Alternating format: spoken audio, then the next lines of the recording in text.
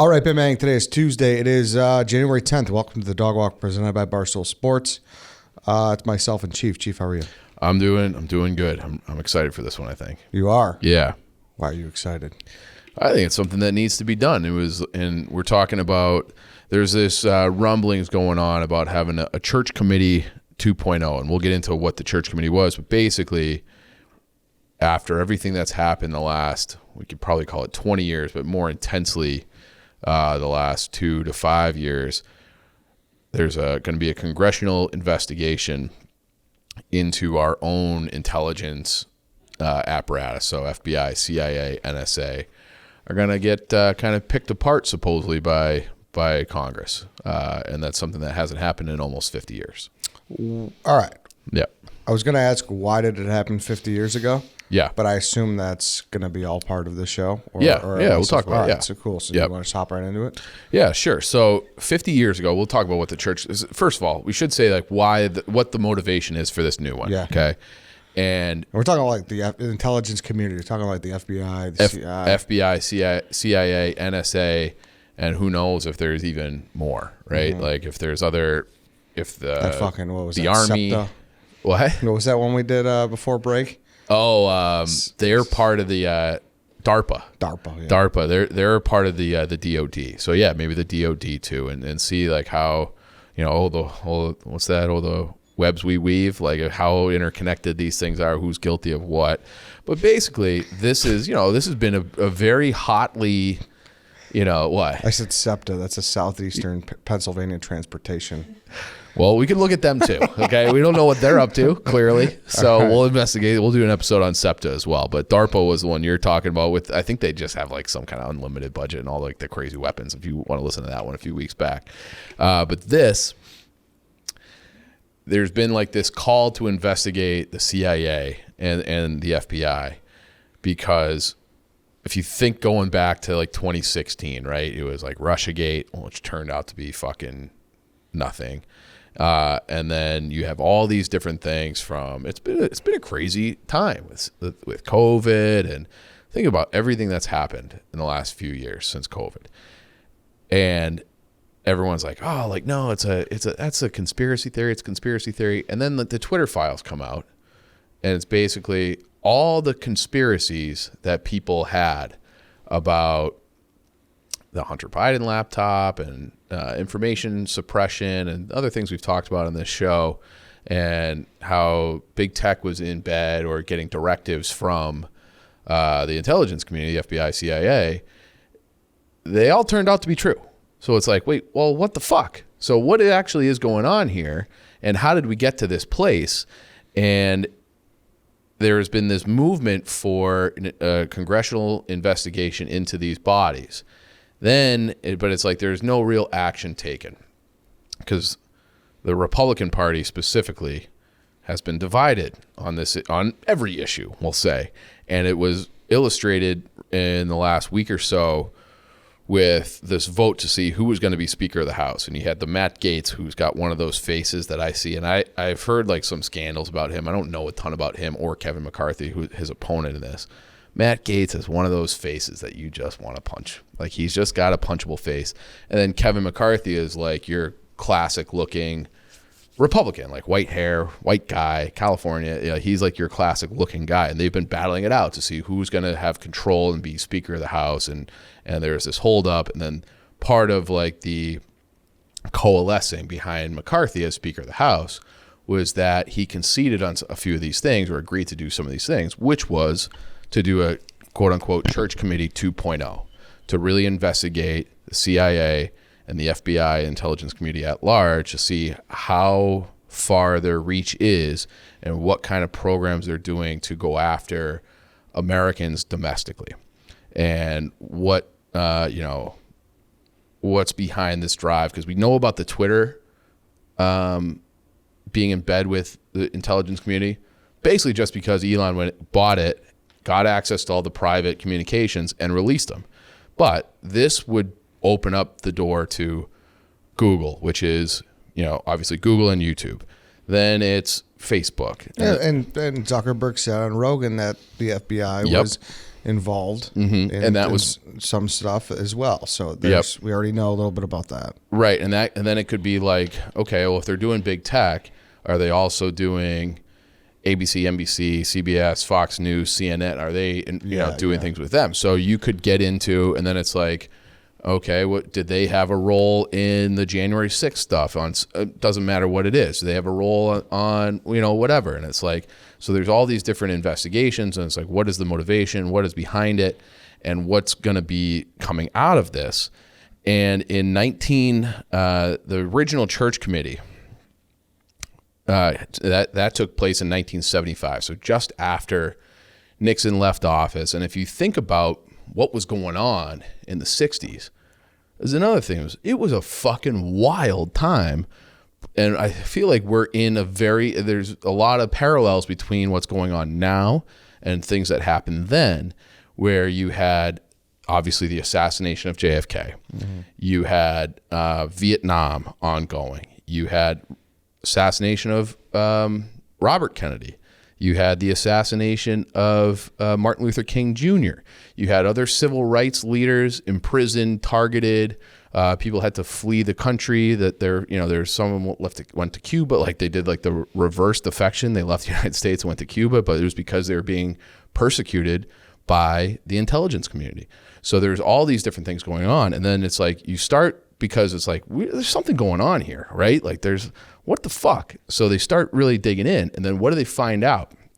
Okay, MK Ultra. Remember that? And we talked about that before. So as a refresher, and that we first learned about MK Ultra as a result of this church committee hearing. So MK Ultra was like this fucking insane thing. Charles Manson was involved, and he was like clearly protected because he would get arrested, and then like let him go. And it's like, well, why'd you let him go? It's like above my pay grade.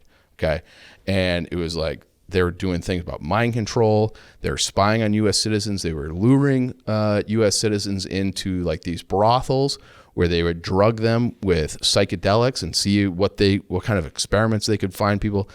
It was like this wild program that the CIA was doing against its own people here. And like they have funding for all that. Like they're doing highly illegal. That's a highly illegal program. The most radical program I think probably that the CIA has ever done, at least that we know about. And so that came out of that. There was also this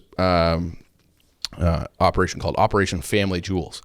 Family Jewels was a CIA program that was designed to assassinate foreign leaders and then also do like election interference. Like they did it in Greece, they did it in all these different places. But the Dominican Republic prime minister, whatever their president, assassinated through this. A guy in Chile assassinated through this. I'm trying to think. There was like numerous. South Vietnamese. He was assassinated as part of this program, and it was like all the programs to assassinate Castro that were unsuccessful, born out of this program. So they had this like unlimited purse strings to do something that is deemed illegal. And it was like, fucking Christ. And they have like a name for it, and they release all the documents. They're questioning these people publicly. Operation Mockingbird, which outlined and detailed the CIA turning journalists, both foreign and domestic, into CIA assets, both to spy and then also to create narrative. You had Project Shamrock, which was the first telecommunications sharing of information with the NSA and CIA. So again, like they're monitoring traffic of like who's calling who and where, who's watching what and where. And like, so they're again, like gathering information, spying on American people. So like that one is like, they've been, if they were turning journalists back then, I'm sure they're doing that now. And there's also like, I watched that documentary about the JFK assassination, the upgraded one with Oliver Stone. Did you see that by chance? I haven't. Oh, it's very good. Yeah. It's very good. So obviously Oliver Stone did the movie with Costner in 90, whatever. And then I think just in the last year or two, came out with an updated one after a bunch of files were released. And there was this statement from a former president of France named Charles de Gaulle. So Charles de Gaulle was like the World War II leader of the French like resistance. Like he was in exile, he came back in, he led the French forces, and then after World War II, he became the president of France. They tried to assassinate Charles de Gaulle all the time. Like he had many attempts on his life. And one time, Charles de Gaulle called President Kennedy and was like, what the fuck? And like, are you guys behind this?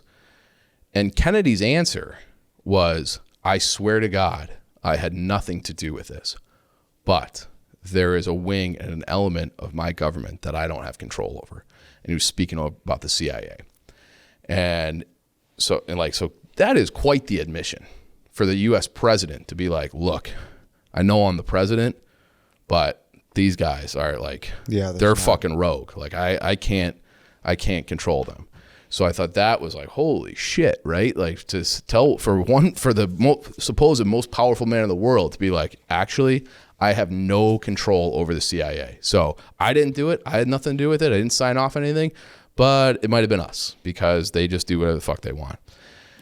And then there was also, to speed up to more recent times, I can't remember exactly when this interview with Putin was, but he was giving an interview to a Russian station back, I would say it was like maybe the end of Obama. I think it was the end of Obama.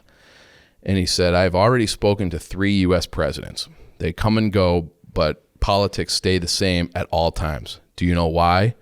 Because of the powerful bureaucracy.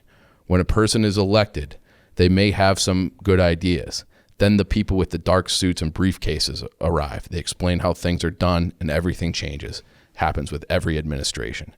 So it's like Obama or Putin basically being like, yeah, like the United States, they have these elections, but whoever the president is not really in charge.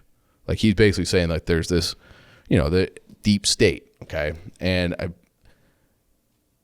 up until like, I want to say like recent times, if you said deep state, you were like the biggest conspiracy theory person in the world. Now it's just like common vernacular. Like we had, Sagar, you had Sagar in here. They talk about it on their show all the time, the deep state, election interference and intelligence, and then like an example of that would be like the Twitter files. So now it's just like everybody knows that the CIA, FBI, they're like acting a fool and breaching some of these, original guidelines and safety rails put on them, handcuffs really, that came out of the church committee. And now it's just like, well, it's been 50 years, almost 50 years since that church committee. That was in 1975. It's now 2023. That it's probably time to revisit this because the world has changed. Tech is fucking everything now. And they have the ability to shape mass media like they probably never have because of social media. So now they're saying, so now Kevin McCarthy, the guy who's going to be the Speaker of the House once the Congress is in session, has come out and said, we're going to basically do an investigation into the, quote, weaponization of the federal government. So he says, we will hold the swamp accountable from the withdrawal of Afghanistan to the origins of COVID and the weaponization of the FBI. We will use the power of the purse and the power of the subpoena to get the job done. Now, I hate when he says the swamp as if he's not part of the fucking swamp. Like they're all like, you're all part of the same hypocrisy. But what does that even mean, dude? What, the swamp? Yeah, it's like it was one of those Trump words where it was just like, to me, like, see, that's the shit that I hate. I hear that too. And I instantly like kind of tune it out because I always think of that as a political word. Yes, and that's it just is. Someone trying to like point this like fucking magnifying glass. It's a signal. Yeah, it's a signal that I'm with you. It's them, not me, and I'm with you, not them. And it's trying to rile people up, and it's trying to fucking exactly. Yeah, and it's like I instantly hear that. I'm like, what, like. And so do I. So stupid. So it's like I'm glad you said that because when you like read through like what they're going to be doing, you're like, okay, like, yeah, clearly like things have gotten out of control on that front.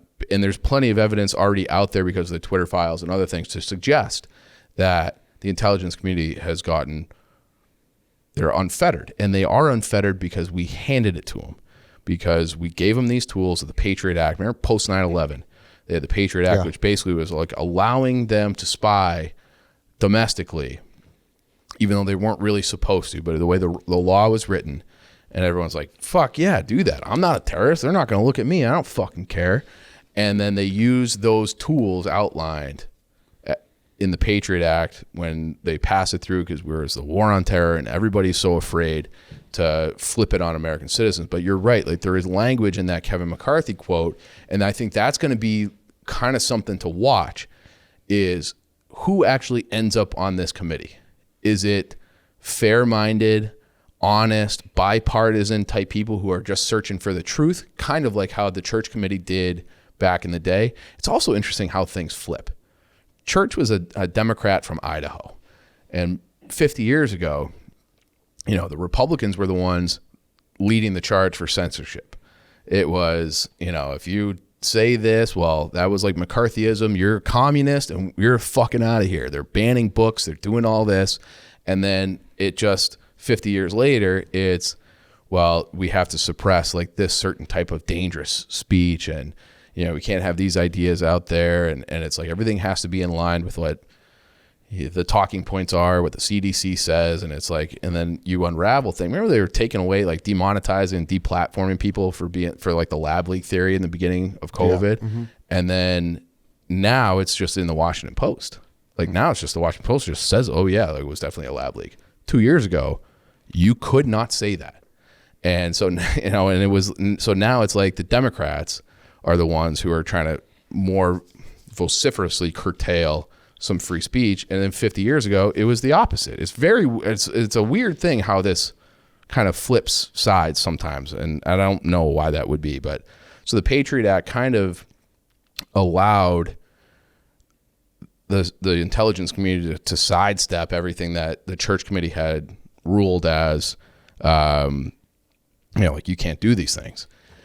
And then, you had the Julian Assange thing and with all like the hacking and there's like, hey, like this is like we did under Obama that came out, like they are spying on US citizens. And Obama's like, well, not really. Like it's just metadata and we're not looking at individual Americans, but it's like, yeah, but you actually are. And you're down to the point that it's like these Twitter accounts with not a lot of following, putting things out there are being found and then sent to Twitter to remove, block, whatever, deplatform, whatever, by the intelligence community for a fee. And it's like, well, that is pretty insidious. So it's needed. This is something that needs to happen. I am very skeptical if it will happen in a way that is actually beneficial like it did the last time, because I think you might get like some of these crackpot type people on the fringes that are leading the charge on this thing. And it's like, you just can't trust them because their motivation doesn't seem to be the truth. It's like what you said, like they use this language, the swamp, the this, the that, as if they're not also part of it. Mm-hmm. And so I would be very interested to see who is actually on that committee, and if it is like, if you do have like Democrats and it's like a bipartisan effort, because this is something, and that kind of plays to the point I said earlier about how it flip-flops. Like politics are always flip-flopping. You need to have laws to safeguard, because when you're not in power, then you don't automatically turn around and get persecuted. So you need to have certain things that are always protecting everyone. So we can just have a talk and debate and argument about it without being like, well, you're in fucking jail, or we're taking your money, or getting audited, this and that.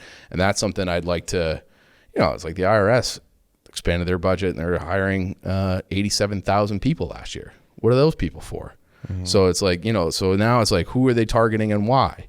And it's going to be very interesting to see like what comes of this and if they can actually execute it in a way that is beneficial, because it's important. It's important that we know what the intelligence community is up to and why they're spying on us and if they should be or not. So yeah, like it's going to be, they're going to have to look into a shit ton of things and how involved the intelligence community has been with information, with, who knows, protests on both sides. And if they were stirring the pot on both sides just to like get people riled up, which seems like that's plausible. And then we need to reinstitute some of these safeguards so this doesn't happen. Yeah. And listen, they, right or wrong, they've been taking a considerable amount of more heat in recent years, it feels like, too. Yeah, I would say within the last year or two. Yeah. And it's not even from that whole type of deal either, right? It's not even from the political spectrum, I feel. I think it's more from the people. Yeah. It feels like it. It feels like, especially where you see it a lot, too, is when, where I see it a lot is when in this country there's all these mass murderers. Yep. And, you find out that this person was posted on a message board or something. And then, that's one of the first things you see nowadays. Yeah. Is like, oh, the FBI and we had a rise in this, and then it seems like they're constantly being mocked on social media. And listen, Yeah. I'm not saying anything one way or the other, but it's just like people are really kind of gunning for them nowadays. It feels like. Yeah. Well, on both sides, because it is like, because it's content moderation and then content monitoring. Yeah. So, and it's like I say this expression all the time, but a needle in the stack of needles. Like that's what I'm saying, and that's so why I'm big. not I'm not making that criticism. I'm just noting that the criticism is out there. Yeah, because I don't know how the fuck how do you do all it? of that. It's so much. It's so much, dude. And it's like, like if I got flagged for every time I said I was going to kill somebody on Twitter. Correct. Like, lock me up. Yeah. But I'm not serious, obviously. Yeah. It's just like, I'm going to fucking kill that guy because he did something I mean? did. Like, yeah, exactly. Like, I fucking hate Aaron Rodgers. Yeah, exactly. So it's hard to be like, well, is this guy serious or not? If you don't know anything. And, but there's definitely some lines that have been crossed and other lines that have been blurred. And to your point, I don't know what the happy medium is. I don't know what it is exactly. And then like we covered last week with these Moscow murders, like they had 130 agents on that. Yeah. And I'm sure they had a fucking vital role in helping out that department. Yeah. Otherwise, get who that knows? suspect. You Right. know. So it's like there's a lot of good, and I'm sure there's a lot to look at too. So it's just hard. It's like it just seems like.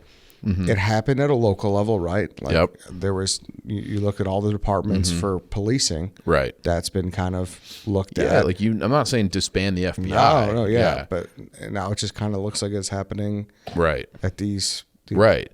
And it was like we talked about this. Maybe it wasn't even. It might have been off camera. We were talking about the Chappelle SNL thing where he was like, man, like he's talking about like a criticism of like that some Americans are having, and he's like, well, the black community's been saying this like forever. It's like, I can't afford to feed my family. He's like, we've been on that, and it's like, you can't trust the FBI. He's like, word to Martin Luther King, which he's like, we've been on that, and it was because there's a lot of evidence I saw that showing that the FBI killed Martin Luther King. It's fucking insane. So it's like that, and then it's like, well, what is the balance? And the church, the Frank Church, the senator back in '75, he goes, this is not about getting in the way of the FBI doing legitimate law enforcement activities, because you definitely need that, because to your point with the Moscow murders, as soon as that guy crosses state or county lines, it becomes a very difficult thing for them to have the resources and the wherewithal to be able to track this guy. You need a national law enforcement arm, but they should be doing things like the Moscow murders and probably not doing things like telling Twitter what to do about certain stories and guiding policy in that way. Yeah. It's like you hear all the time. It's like, oh, we found this person who was plotting this or that. And it's like, oh, that's right. That's great. Yeah, thank you. Yeah, thank you very much, because and I'm sure there's thousands that you hear about, or thousands of things that they stop that you don't hear about. Totally. And so it is like, I don't know what the right course of action is, but I am very interested to see what comes out of this and what changes could be made, because it does feel like it has gotten a little bit too much, with the Julian Assange and the WikiLeaks. It's almost like I trust like the hacking community who would release these different, like the Panama Papers or whatever, more than I trust these law enforcement agencies, where it's like, because they are politically motivated, and it feels like maybe some of these hacking it's hard groups, because I sit here and I'm like, I don't care. Like, dude, whatever. Like, you know what I mean? Like, you don't like. I care. Well, but I don't care to the extent where it's like, I think monitoring, you need to monitor a lot of shit. Yeah, you know what it's I mean? a big job. It is, but you need it. Like, you need to see, like, some people are like, I don't want my fucking location tracked. It's like, no, I don't care if you track that shit. In my opinion, I'm of that belief. Like whatever you want to see me fucking being boring and going to the fucking store, going to fucking River North or fucking whatever, go for it. You know, I hear. If you don't live a life of fucking if you're not doing something bad, you're not doing something bad, and which you got nothing to hide. Who gives a fuck? But then if you found out that they were diligently spying on you, let's say, wouldn't you be like, why the fuck are you doing that? I think that would be my first question. Like, I'm not up to anything. Why are you spending resources on me, and what's the motivation for that? Yeah, but I'd like to know, like, why did you flag me? Yeah. Sure, of course I'd like to know. Right. And maybe it's like, well, this person, like, we want to know more on this person. Like, curiosity, of course. Yeah, it is. Yeah, I don't know. But of course, when it comes to the people who are pulling the strings that they're protecting, that's a little different. Yeah. So I know what you mean. And then it's like, yeah, like I'm wondering if it's so deep that we're going to monitor everything this guy and everything every person does. So then we know how to properly manipulate the message to get him riled up or to, or whatever it is. Like, I don't know what the motivation, I'm just like spitballing, but it's like, if I found out that our government was interested in what I'm doing on a Sunday, which is being fat and watching football, then it's like, well, why are you doing that? Yeah, but I would rather sacrifice them spying on my boring life to find the people who are fucking making fucking pipe bombs in their fucking attic. Yeah. That's how I feel, personally. Yeah. Personally. There's a balance, though, too. And it's like, there is a balance. Yeah. It's not a fucking easy conversation. Yeah, it's not. It's not. And I think, in general, I side more on leave people alone. And that's fine. Yeah. I'm not fucking, I don't think you're dumb for that opinion. Yeah. Yeah. Like, people, you know what? That's a good point. It's okay to disagree. It is. It's okay. It is. And so people will yell at me for my opinion. People are going to yell at you for your opinion when they watch this. Yep. And fuck and that's you. the way it goes. Yeah, and fuck you. Yeah, and I remember when the Patriot Act was, and it was like that scene in The Departed. Remember when Alec Baldwin was like, the Patriot Act, the Patriot Act. Like, he's like, fucking, I love this thing, because he was able to like spy on like whoever the fuck he wanted through the Patriot Act. And it was like, he's going after the mafia. Like, who cares? But it's like, they literally have the power to do that with anything. And so I remember when that was getting passed, being like, who fucking cares? Like, let's catch these terrorists. But I haven't thought about terrorism in like forever. When was that? Like, it just feels like that's just not even. I think you should. Do you? Yeah, bro. That's what they want. You think they're laying low? Yeah, but that's when they're in the weeds, dude. Fuck yeah. But it's like, we haven't stopped fucking around. 100%. I mean, come on, like that. I don't know. Like, I don't. Like, there's events in my mind that aren't like too long ago. I don't know if they're 100% terror attacks, so I'm not going to bring them up. Yeah. I want to be right if I bring that shit up. But, yeah, I don't know. Yeah, but yeah, I guess. Right. Like, and it's like, maybe I don't think about it because they're so good at it now, possibly. I guess that's the thing. There hasn't been like a major one, I feel like, since maybe 2015, I think that's the last like one I can think about, San Bernardino. But again, is that like who knows? But it's like I don't know. I kind of feel 2016. All right, that was pretty much confirmed. The Chelsea bombing. Yeah. 2016. Yeah. But was influenced. Rahimi was not part of a terrorist group, but his actions were believed to have been influenced by the extremist Islamic ideology exposed by Al Qaeda. Yeah. Okay. And then like that was ISIS was doing stuff, but it's like, I don't know. It feels like the war on terror isn't like headline news anymore. Mm-hmm. And it's not like, I saw this, there's that war going on in Yemen, right? Between Saudi Arabia and Yemen. And we're funding or arming and helping to arm Saudi Arabia as they just drone the fuck out of these people. And it's because there's a proxy war over there between Iran and Saudi Arabia for being the most powerful ideology in that region.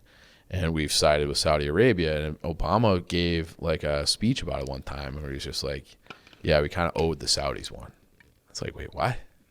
Like, that's how we're making policies about like international affairs. Like, we owed them one. Yeah. So it was like, I don't know. It's interesting to see how things play out, but it's and I guess 2016, like it is 2023. Yeah. It's still fucking crazy. It's that long ago. But yeah. Yeah. So it's still that. How can that be 7 years ago? I know. 2016. Yeah. I know. That's like, they always say that where it's just like like time does speed up. I'm gonna be 40. Like 40 is around the corner. I'm gonna blink. I'm gonna be 40. Crazy. Sucks. But that is how it goes. It is. All right, everybody. Thank you for listening. Thank you for watching. Subscribe to the YouTube, please. Interesting one tomorrow. Very interesting one. Tune in.